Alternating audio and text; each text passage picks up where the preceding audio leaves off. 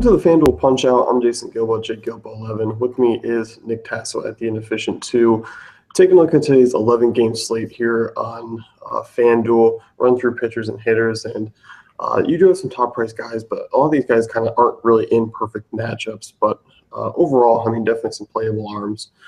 Yeah, absolutely. It's not one of those slates where you have the clear-cut number one and you just go with them. So it's going to be an interesting one, especially for GPPs.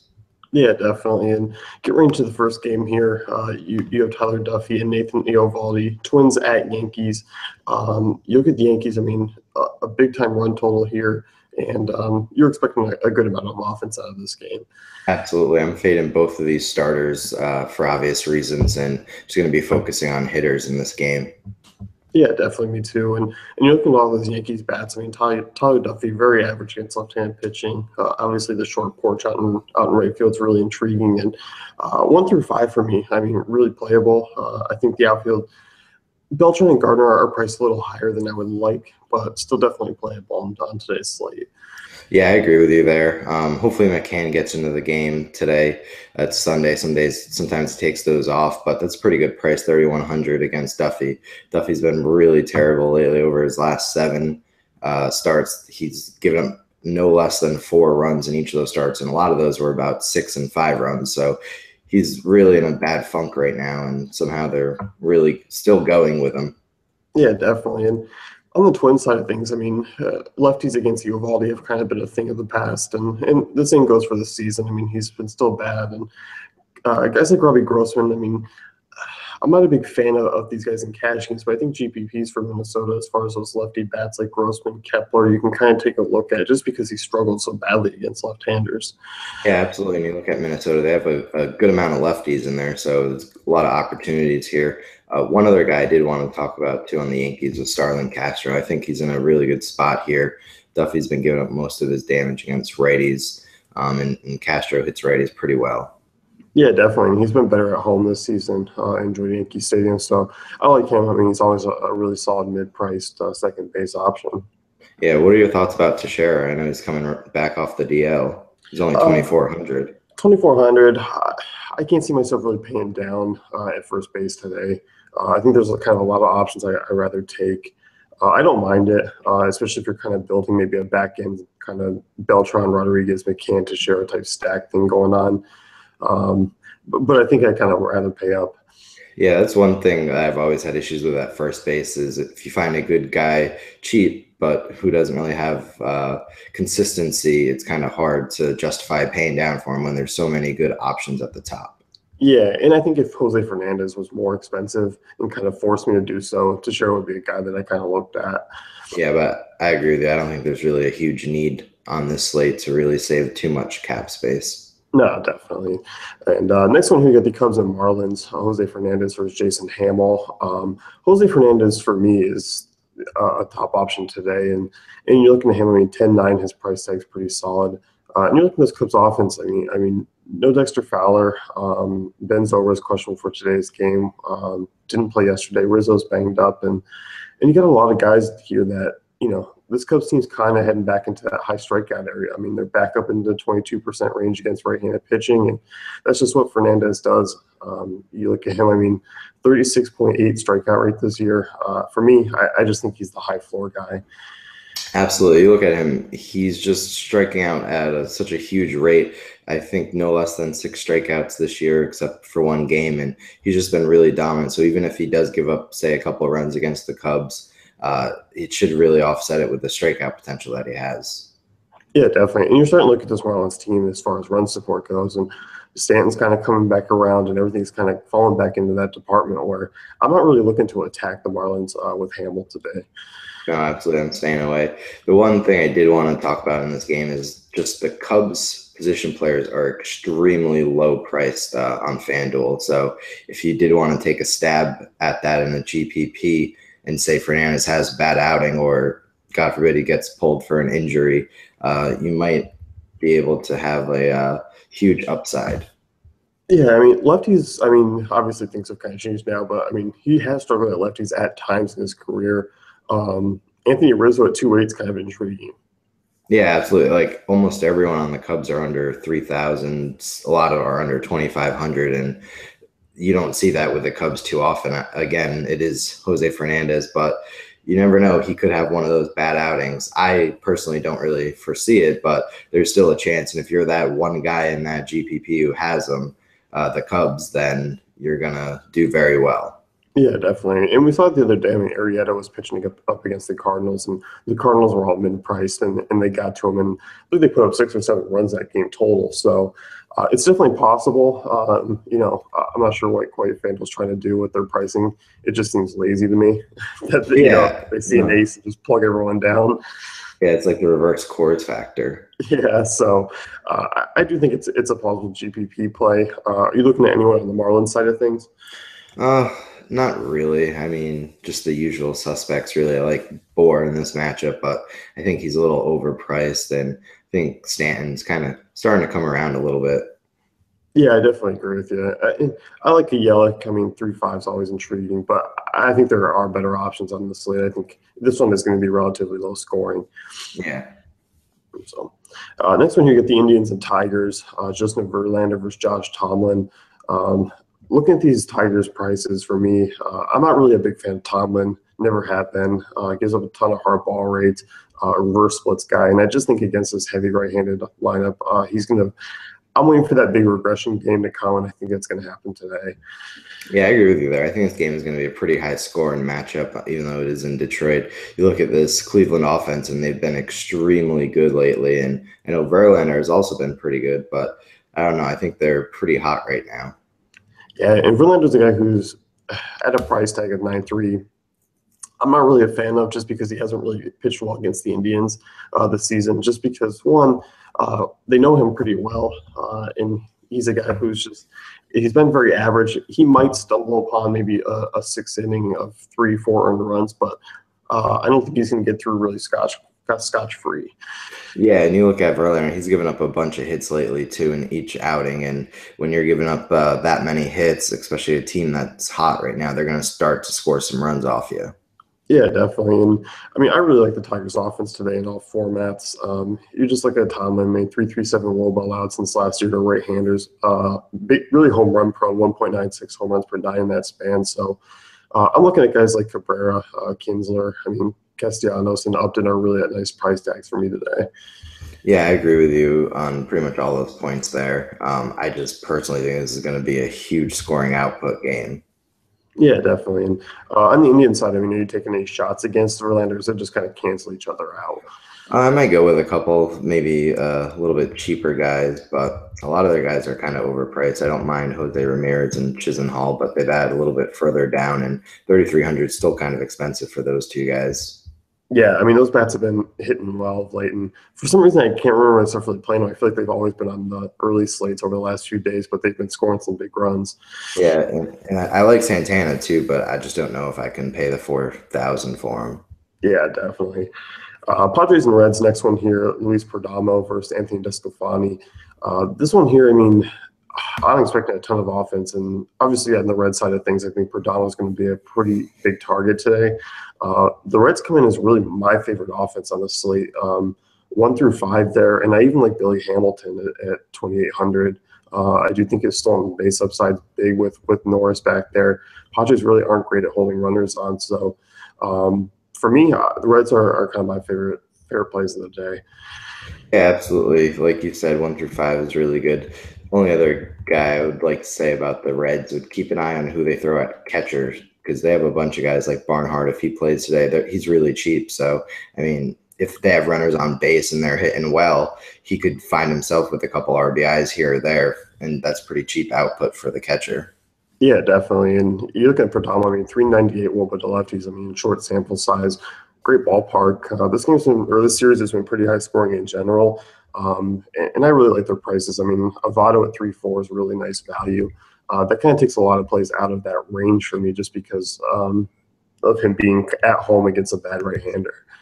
Yeah, absolutely. And you look at Duvall, and he's hit righties a lot better this year than lefties. Kind of a reverse split. Has a much better ISO and Woba against righties, so I really like him in this matchup. His price is a little bit lower than you would expect when you look at his price tag on DraftKings today, but I like him on FanDuel.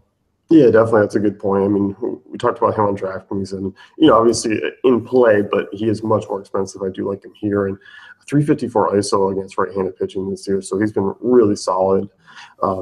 Padres side of things, I mean, Desclafani is a guy who he's come off a good start. For me, he's still not a good pitcher. Still gives up a ton of hits, a ton of base runners, and this Padres team really hasn't been a cakewalk of late. And I'm looking at them still as solid values. I mean, I like a Yang versus Marte at 2,700 hitting cleanup, just because Desclafani really struggles with lefties. 347 WOBA allowed, and guys like Kemp are intriguing to Myers as well. Yeah, I like Janikowski too. If he's still continuing to lead off, table setter right there. You got not Melvin Upton. You got Will Myers hitting behind him. So I like him there. He's pretty cheap, and like you said, Stefani's had struggles against lefties. Yeah, it's definitely a good call. I'm really cheap exposure to the Padres team. Great ballpark. I like him quite a bit as well. Yeah, I definitely glossed over him. Yeah, so I mean, like 1 through 4, you could get them at pretty good, a good salary right there. Even though Will Myers is pretty high. Yeah, definitely. Rays and Orioles, next one here, Drew Smiley versus Tyler Wilson. Looking at Smiley, I mean, for me, I think this is a Baltimore team that could be a little boom or bust today, just because Smiley is as well. He does have a decent strikeout rate. You look at Baltimore, I mean, they do strike out quite a bit against lefties, but they also have a heavily right-handed lineup, and I do think Smiley does give up a couple of homers. Are you looking at them in cash, or are they more kind of GPP plays for you? They'd be GPP just because Smiley is still Drew Smiley, and even though he has struggled immensely since coming to Tampa Bay, he still has the potential there, and he's shown spurts of still being that good pitcher that we saw in Detroit. So I don't feel too safe with these guys at all. I mean, the only one guy I would probably go for would be Adam Jones, just because he leads off and he's a little bit cheaper priced than all of the other Oriole bats on this matchup. Yeah, I definitely agree, and he's been red hot lately. Jones is definitely my preferred play, and he is probably the lone play that's cash game worthy for me. I think it's Trumbo, Manny Machado, Jonathan Scope is kind of more GPP if you're looking top half of the lineup. Yeah, you look at Scope, and he's a good player, but his price is way too high right now. It's the same as Adam Jones, and I'd much rather just go with Jones. And Trumbo hasn't been that good lately. He hasn't done too much. He's hit a couple home runs, but his June has been kind of disappointing. And then I just don't like the lefty matchup against Chris Davis. And then we all know Manny Machado's reverse splits guy. Yeah, definitely, and that's where I kind of think. I mean, Baltimore does have some right-handed bats, but I mean, you look at their season numbers; they're not great against lefties as a team. Yeah, absolutely. So this is one of the things where I just GPPs for me if I'm going to try to do a stack. And Adam Jones probably the only guy I'm going to feel safe with. Yeah, and you got to look. I mean, obviously the ballpark factor is great. It is a high risk, high reward there for Smiley and kind of picking on him. Yeah, absolutely. Another GPP play is if he. Sorry, never mind. Keep going. Keep going. On that Rays side of things, I mean, they're really cheap and going up against Tyler Wilson, weak right-hander. In that ballpark, I mean, Corey Dickerson at 3.2, Logan Morrison at 3K. Those are guys that I'm kind of intrigued with. And even Forsythe has hit righties a little bit better than in the past this year. Yeah, absolutely. I really like Corey Dickerson here. I hate saying that just because he's so boomer bust. He could have an 0 for 4 game in the blink of an eye. So you got to be a little cautious with him. But against Tyler Wilson, it's not too bad. No, definitely not. And in that ballpark, I mean, we saw Dickerson home run the first game. Brad Miller, I mean, he's another guy at 3.3, a little bit more expensive than what he was in the past. But overall, I think GPP-wise, you can look at a lot of these Rays guys. Yeah, absolutely. Mets Braves here, Bartolo Colon versus Bud Norris. And you look at this Mets offense, I mean, obviously attacking Bud Norris. A lot of those price tags are a little bit higher than I would actually like them to be. I don't find myself really having a ton of exposure to this game. Yeah, you look at this and everyone's pretty high. They're all pretty much over 3,500 for the Mets, and it's really not where you want them. I know Bud Norris isn't the best, but he's been a little bit better lately. And then with Cologne, I really don't know what to make of him. He left last start with the injury, and it's just he's one of those guys who you never know what you're going to get with them, and it's typically not something productive for DFS. Yeah, definitely not. And look on the Brave side of things. I mean, I don't mind a guy like Freddie Freeman at 3-3 against Cologne. I mean, sure, Cologne's been serviceable for us, over the last year and a half or so, but still not a good guy. A good arm on the mound by any means. So I think Freeman at 3-3 is kind of the intriguing play for the Atlanta side in tournaments. Yeah, and I also like Ender and Ciarte as well. He's collected hits now in I believe 6 of 8 or 6 of 7, and he's just been pretty solid, getting multi-hit games back to back, and he's kind of the table setter for Freeman and the rest of the Braves. Yeah, I mean, the thing with them is, I mean, I do like Inciarte, and Freeman's the only real power guy in that lineup for upside. And I do think kind of pairing them together. Inciarte, I mean, a decent cash game guy, as you mentioned, multi-hit games and a pretty cheap price tag. Yeah, absolutely. I mean, there's really not too much to say else about the Atlanta offense. They're really not cash viable just because they're so kind of boomer bust, or they just don't do much of anything. Yeah, definitely. I mean, we've seen it before. I mean, they can't get it going at times. You just kind of get on that right day. Yeah, we've seen them a lot, especially against the Mets. What was it, last weekend or the other day, where they were hitting them pretty hard? Yeah, and you look, I mean, yeah, it was guys against DeGrom, Harvey. I mean, they knocked him around pretty good in that series. But then what probably will happen is they'll stink against Bartolo. Well, that's definitely how it's going to go. That's usually how it works, so stay away. Next game here, you got the Nationals and Brewers. Tanner Roark starting. Steven Strasburg was scratched. Jimmy Nelson on the other side. Looking at these Nationals bats, I mean, Nelson hasn't really been good against lefties historically. Daniel Murphy in play, and I think even a 4K Bryce Harper is worth a look. Not a cash game guy for me, just because I think it's been easy to pitch around him and kind of get him out of his comfort zone. But definitely worth a look in Miller Park. Yeah, I think those two guys, just because they're where they're priced, I think they're GPP plays. Just to me, it does. I know Murphy's been better than Harper's been lately, but it just doesn't sit well to me paying more for Daniel Murphy than Bryce Harper. So I think I would use those guys just in GPPs. But you look at the rest of the lineup, and it's a weird thing, but on Sundays, Danny Espinosa has been extremely good. I played him, I believe, last week. He had a home run on Sunday, and it's a very weird thing. I don't like that his price has jumped up so high now that he's been hitting well, but just keep that in the back of your mind. Yeah, I mean, you said, I mean, I know you've noticed in the past that Clint Robinson's a guy who slips into the lineup too at times. And I mean, we could see a couple more lefties in Miller Park from this National side. I mean, are they all kind of worth a look as far as at their prices? Yeah, I think we got to wait and see for the lineup too, because I also wouldn't mind Stephen Drew if he's somehow in that lineup. The last few starts, he's looked pretty good. Yeah, definitely. And on the other side, I mean, Steven Strasburg was expected to start, and last night was scratched. So at least we had some time to prep. I mean, is Tanner Roark a legitimate option? At his price tag here for some upside. I think so, but I kind of would probably just stay away from him here in cash, maybe in GPPs. It's just he's a guy who's most of the time consistent, but then he'll just drop that egg one day, and that's just going to kill your team.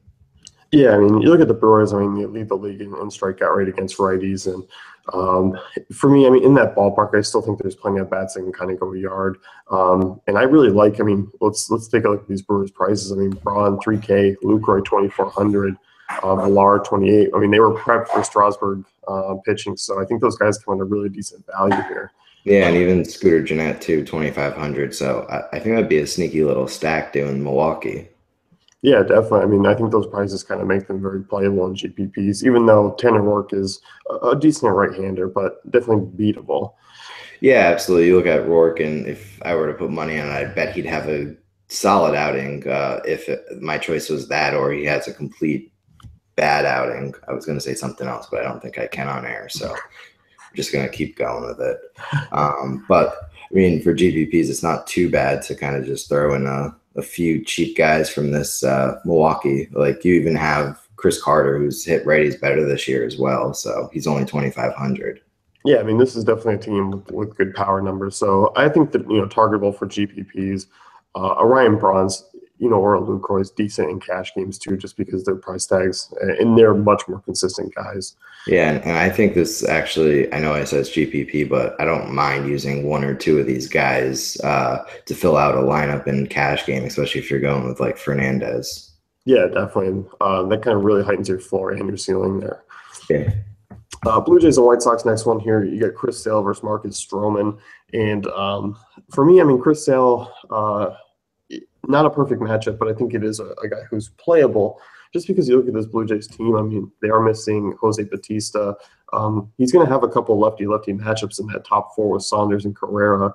And then I'm looking, I mean, really past 5 through 9, that could be an area where he dominates if you can just work around Donaldson and Encarnacion there.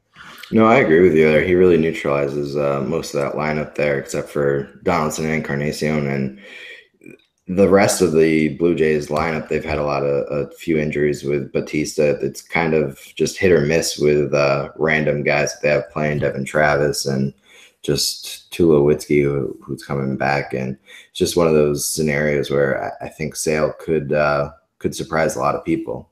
Yeah, definitely. And for me, I mean, he's not a cash game guy. I mean, is he for you or is he just strictly GPP?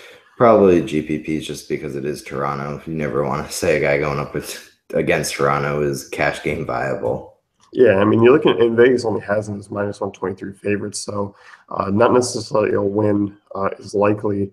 But overall, I do think punch-out wise, he has that upside. I mean, look at Toronto. They've been up and down against lefties this year. Things have started to turn around a late, but overall, I think you can kind of look at Chris Sale being an actual reliable GPP option. Yeah, absolutely.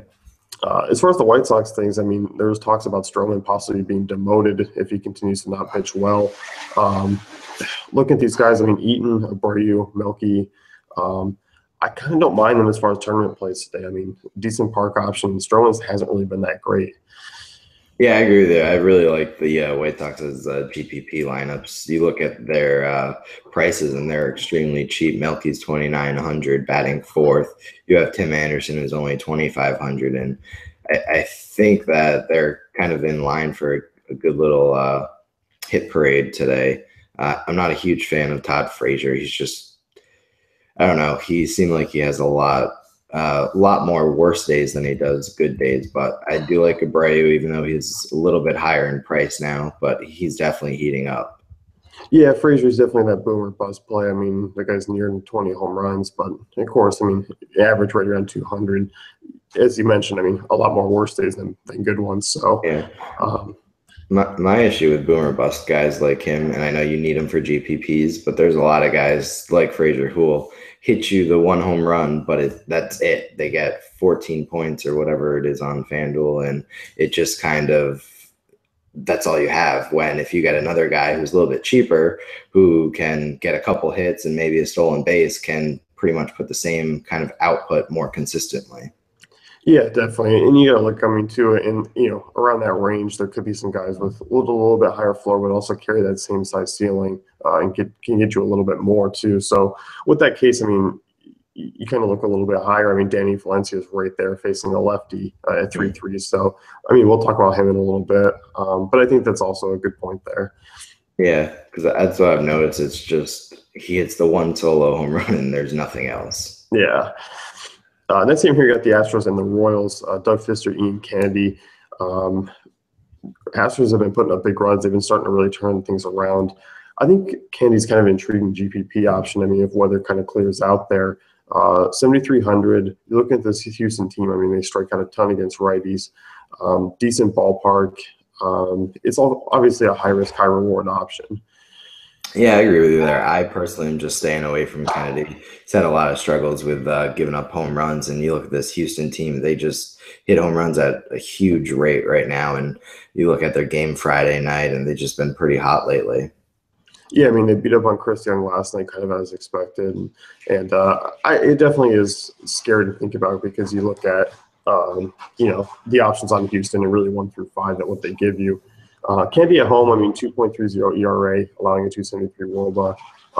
So he's been a little bit better at Kaufman, kind of as expected. But I'm kind of looking at the Royal side of things at their price tags against Fister. Yeah, we'll see. I personally like Doug Fister. I think he's just been extremely solid lately.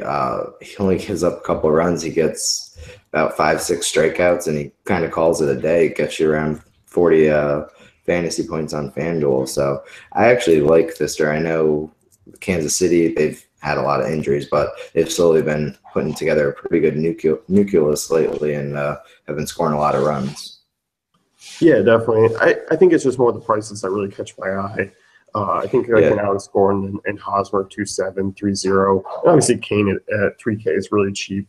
And Fister's a guy, I mean, he doesn't miss a ton of bats, and obviously he's a guy who kind of pitches to contact. And I'm not expecting a ton of production from the Royals, but I think as far as one-offs go, I think they're really nice values. No, I agree with you there. It's a little crazy to look at how Paulo Orlando and Witt are 3,400, and then you drop down to the actual solid hitters, and they're 3,000, like Kane and like you said, Hosmer Morales. I mean, that's kind of how it's been lately. I mean, for that offense, I mean, there's been a couple of bottom lineup guys that have actually come through. And, you look at the Royals and you're like, oh, they scored 7, 8 runs, but it's all Paulo Orlando or Yeah, Kendrys Morales in that back end there. and at some point that's going to turn around. Yeah, definitely. I mean, you can't continue to rely on it. And I'm not really intrigued with those back end guys in today's matchup. No, I like Witt though. He's pretty Yeah. good. He's good. Yeah, definitely. And leading off, I mean, that's a huge spot for him, too. Yeah.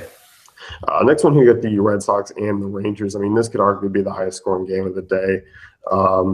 You look at Clay Buchholz, I mean, been awful this season, been awful against lefties, 390 WOBA allowed. For me, I mean, guys like Chu, Mazzara, all in play for me, Odor, Fielder. I mean, I'm looking to really target these Rangers teams, in addition to the Red Sox, who are kind of always the obvious call. Yeah, I will have 0 shares of any of these pitchers in this matchup at all. So everything's going to be hitters.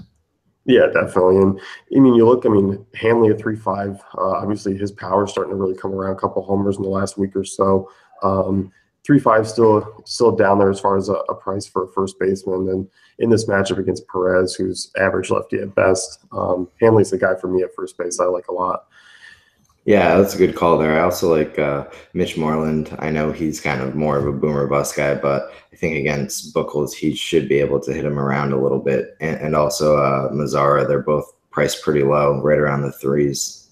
Yeah, Mazzara's a really nice price tag at 3.1. And if I'm paying up at shortstop, it's going to be for Bogarts. I mean, Bogarts continues to just mash lefties. I don't think you absolutely have to jam him into your lineups, but I do think him and Betts and Hanley are certainly all plays that they can definitely work around. No, absolutely. And I can't believe I'm saying this, but Prince Fielder, he's in sort of a good spot here. He's only 2,700.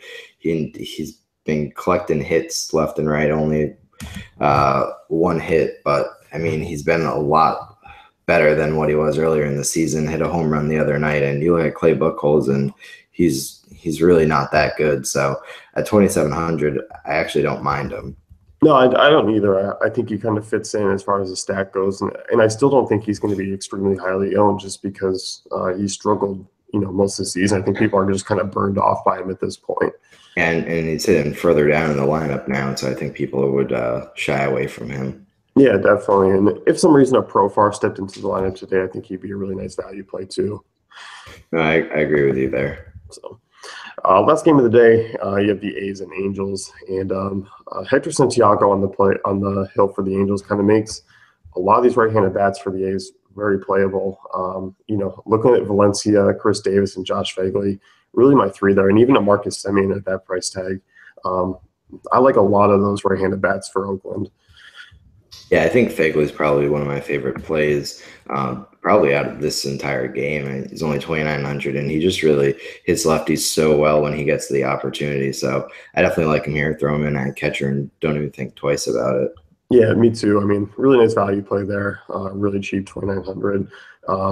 In Valencia, I mean, for me, 522 WOB off Southpaws this season, 375 ISO. I mean, those are huge numbers, and it is a better ballpark for pitchers, but guys like Valencia and Davis have been crushing in Oakland too. Yeah, I agree with you. I think if you're looking for kind of a cheaper play for catch, I wouldn't mind Jed Lowry too. He's looked pretty decent since coming back. He doesn't have those huge games, but he's just kind of sneaky and collecting those hits here or there, getting a few walks, and just slowly piling up fantasy points.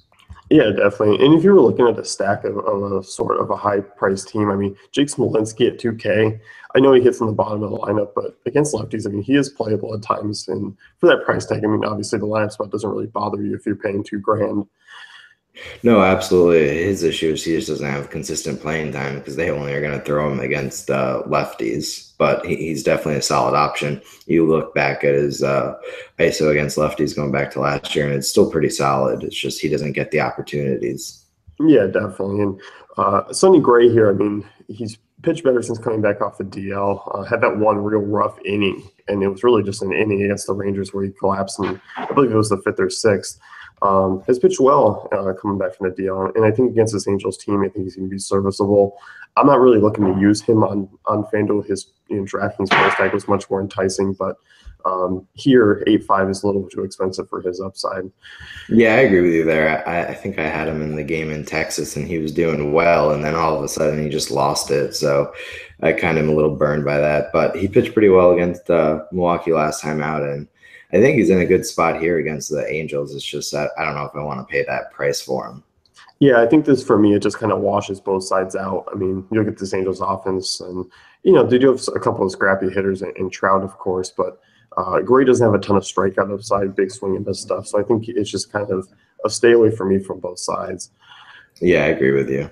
So that's going to wrap things up with the FanDuel Punch Out. Be sure to check out WFantasyCafe.com for all our great tools and content.